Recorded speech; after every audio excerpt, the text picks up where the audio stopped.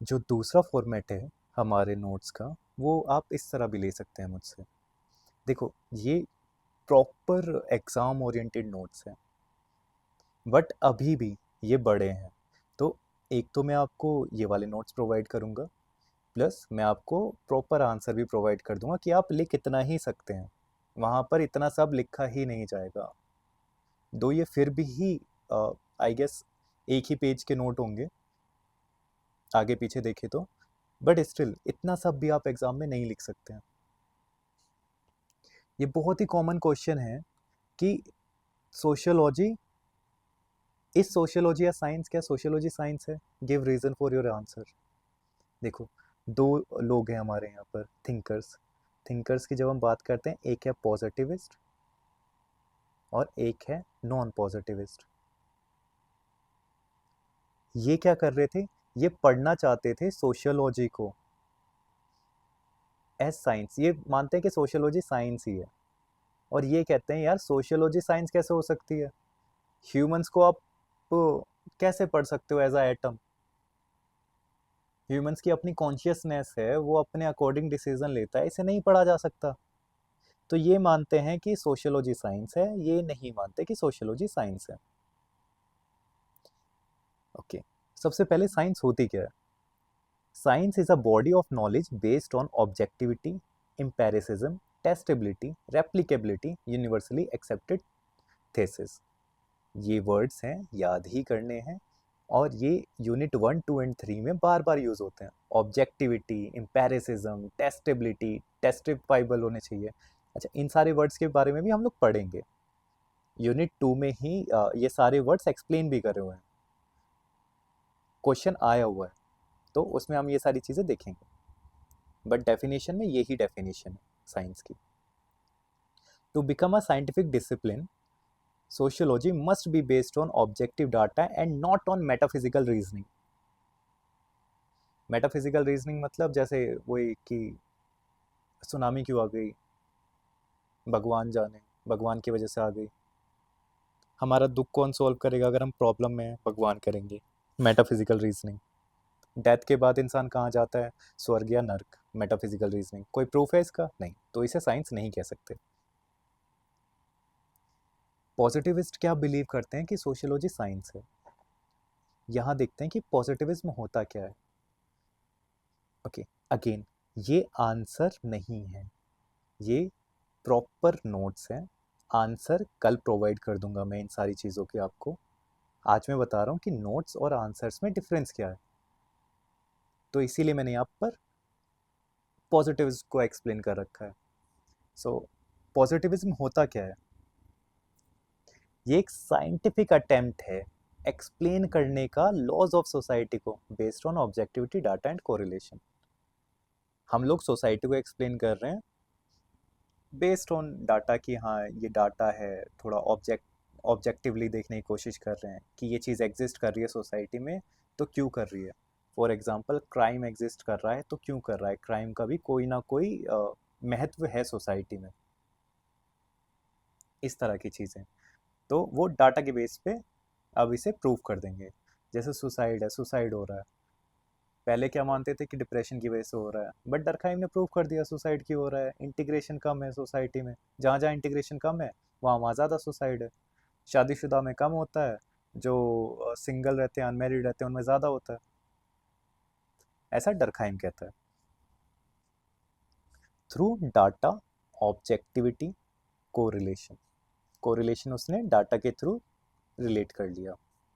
Okay, कोम्ते मानता है, अगस्त कोम्ते, father of sociology, कि जैसे नेचर गवर्नड होता है ना लॉज से, वैसे ही सोसाइटी होती है। नेचर कैसे गवर्नड होता है लॉज से? ये रहा सन, इसकी यहाँ पर किरणें आएगी, और ये रहा पेड़, ये फोटोसिंथेसिस करेगा, करेगा ही करेगा जब इसके ऊपर गिरेगी ये किरण। तो यहाँ पर कॉम्ते कहने की कोशिश कर रहा है कि जो इंडिविजुअल इंसान है ना, ये भी एक तरह से एटम ही है।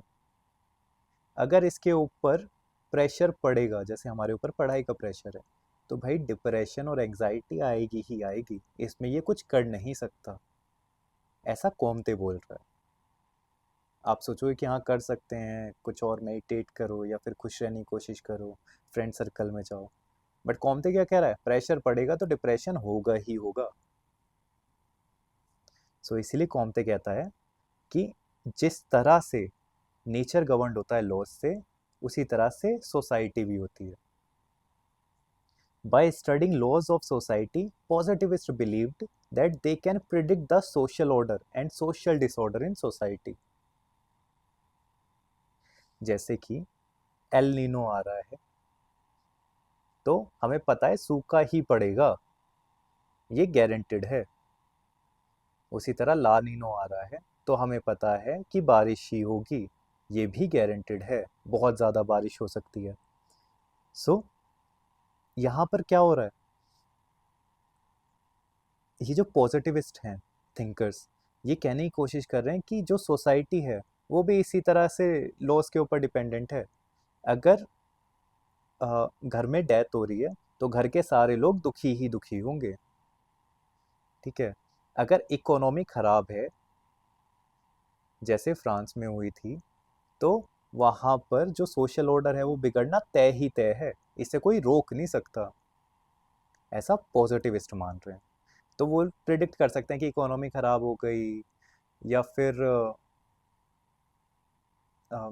पॉलिटी जो तख्ता पलट हो रहा है, तो इन सब की वजह से क्या होता है, सोशल डिसऑर्डर आएगा ही आएगा। इकोनॉमी ठीक है और राजा रूल कर रहा है, फिर डेमोक्रेसी चल रही है, तो सोशल ऑर्डर रहेगा ही रहेगा, ऐसा उनका मानना है। Positivist treat individual as atoms, positivist को लगता है कि इंडिविजुअल्स तो भाई एटम्स ही है, and predict that individual act,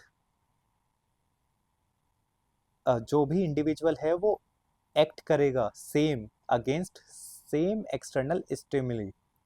मतलब अगर मान लेते हैं यहाँ पर एक ही पर्सन ए है, तो ये कह रहा है कि अगर इसके पास पैसा आएगा ना तो ये खुद ब खुद लग्जरी गुड की तरफ शिफ्ट करेगा। सेम स्टिमुली, ये दूसरा इंसान है, इसके पास भी पैसा आएगा तो ये भी सेम ही चीज़ करेगा, ऐसा पॉजिटिविस्ट कह रहे हैं। ऐसा नहीं होगा कि ये सिंपल लिविंग में ही विश्वास रखेगा, ये लोग जाएंगे लग्जरी गुड्स की तरफ। ओके, ये सच है या नहीं है, that's a different thing. Positivist ऐसा मान रहे हैं कि हाँ यही सच है, तो हमें भी जब पॉजिटिविस्ट के व्यू से देखेंगे तो यही मानेंगे कि हाँ यही सच है, कि अगर एक्सटर्नल स्टिमुली सेम है तो हर एक इंडिविजुअल सेम तरह से एक्ट करता है। फीचर्स क्या है पॉजिटिविज्म के, सोशल स्ट्रक्चर रेगुलेट करता है इंडिविजुअल्स को। इसका क्या मतलब है कि इंडिविजुअल्स एटम है governed by external forces. Unity of method की बात हो रही है, sociologist followed scientific method same as natural science. इसीलिए पॉजिटिविस्ट कहते हैं कि सोशियोलॉजी क्या है, साइंस है। यहाँ पर सोशल स्ट्रक्चर रेगुलेट कर रहे हैं इंडिविजुअल्स को, लाइक एटम्स रेगुलेट होते हैं एक्सटर्नल फोर्सेस के थ्रू। तो देखो ये भी साइंस वाली बात आ गई। तीसरा फोकस ऑफ रिसर्च क्या है, सोशियोलॉजिस्ट ट्राई करते हैं पैटर्न फाइंड करना, जैसे डरखाइम ने सुसाइड में फाइंड किया, ताकि उसका कोरिलेशन बना सके और लॉज को फॉर्मुलेट कर सके। साइंस भी यही करती है, तो ऑब्वियसली सोशियोलॉजी क्या है, साइंस है। लास्ट में ये लोग क्या करते हैं, सोशल ट्रांसफॉर्मेशन। एक बार लॉज बन गए तो सोशल इंजीनियरिंग कर सकते हैं। एक बार फेसबुक या इंस्टा ने आपका मूड समझ लिया, आपका पैटर्न समझ लिया कि आप किस तरह की चीज़ें देखते हैं, तो वो क्या करेगा, ये सोशल इंजीनियरिंग ही तो है। उसके बाद वो क्या करेगा, आपको उसी तरह के प्रोडक्ट दिखाना स्टार्ट करेगा और उन्हें बेचना स्टार्ट करेगा। इसे हम क्या कहते हैं, सोशल ट्रांसफॉर्मेशन। सेम तरह की वीडियोस दिखाना स्टार्ट करेगा, सेम तरह की वीडियोस आप कंज्यूम करोगे तो आपकी मेंटेलिटी और ज़्यादा रिजिड होती चली जाएगी।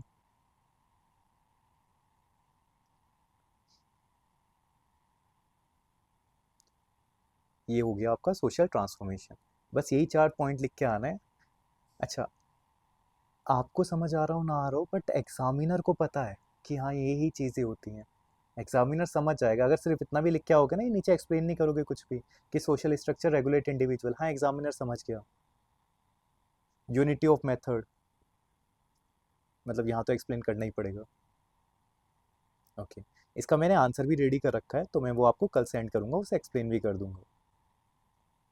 नाउ ये सारी चीज़ें क्या बता रही है हमें कि सोशियोलॉजी एक साइंस है। नॉन पॉजिटिविस्ट देख लेते हैं। नॉन पॉजिटिविस्ट में हमने कुछ थिंकर्स के नाम दे रखे हैं। एल्फ्रेड का नाम है, गैरफिंटिल का नाम है। तो ये लोग क्या कहते हैं कि इंडिविजुअल्स ना यार एटम्स नहीं है, उनकी खुद की कॉन्शियसनेस है। Every individual interpret reality in its own way, hence scientific method can't be applied, कर ही नहीं सकते आप।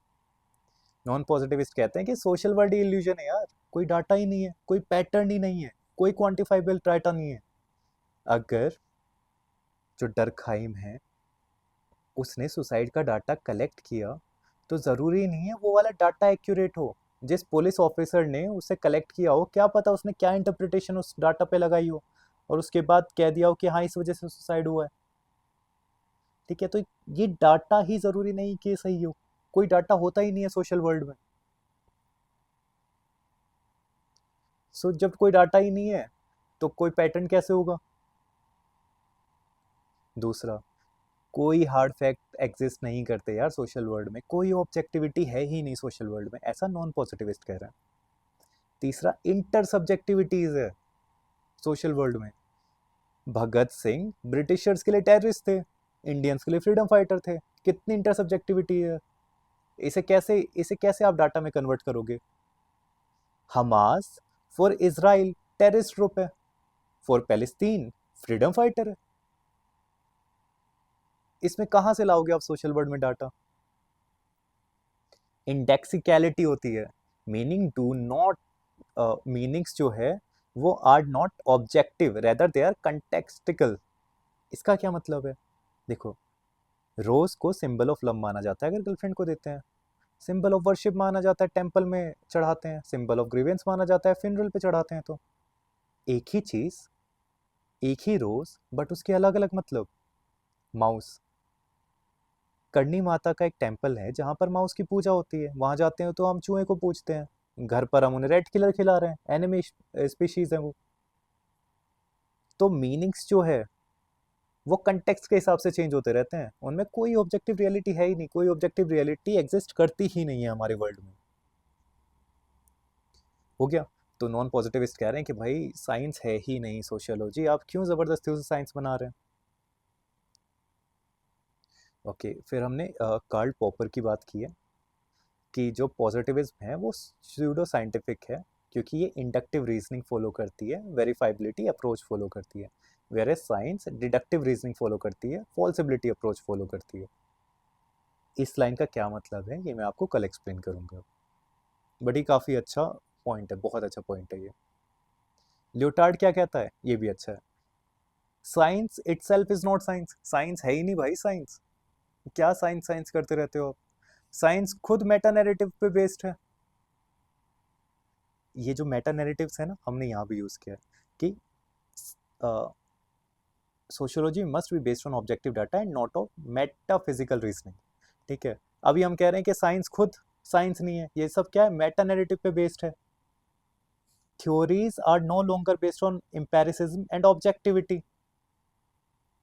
इसका क्या मतलब है, जो थ्योरी ऑफ ग्रेविटी है, पहले हम क्या कह रहे थे कि अर्थ पर कोई फोर्स है जो कि नीचे खींचती है चीज़ों को, अब थ्योरी ऑफ ग्रेविटी चेंज हो गई है। अब कह रहे हैं जो पूरा यूनिवर्स है ना, एक बड़ा सा कपड़ा है ऐसे, और उस पे बहुत ही हैवी हैवी मासेस की कुछ चीज़ें हैं, जितना ज़्यादा हैवी मास उतना ज़्यादा इसमें अंदर की तरफ धंसता है वो, वहाँ पर उसे ही हम ग्रेविटी बोलते हैं, गूगल कर लेना। स्ट्रिंग थ्योरी, ये भी गलत प्रूफ हो चुकी है। तो ये जो थ्योरी है जिसे हम कह रहे थे कि ये साइंटिफिक है, ये दोनों ही गलत प्रूफ हो गई। तो है कहाँ साइंस, साइंस खुद साइंस नहीं है, आप सोशियोलॉजी को साइंस बना रहे हैं। कंक्लूजन में दो कंक्लूजन हो सकते हैं। Sociology is most humanistic in all sciences and most scientific in all social sciences। ठीक है, एक तो ये वाला कंक्लूजन दे सकते हो। दूसरा, In the beginning, sociology need a tag of science to establish itself as a discipline. That tag is no longer needed. पहले सोशियोलॉजी को ज़रूरत थी साइंस की, क्योंकि तब साइंस का बोलबाला था, कोई और डिसिप्लिन आ ही नहीं सकता था विदाउट साइंटिफिक बेसिस। आज ज़रूरत ही नहीं है, तो हम क्यों कहें कि सोशियोलॉजी साइंस है? इन दोनों में से आप कोई भी कंक्लूजन लिख सकते हो।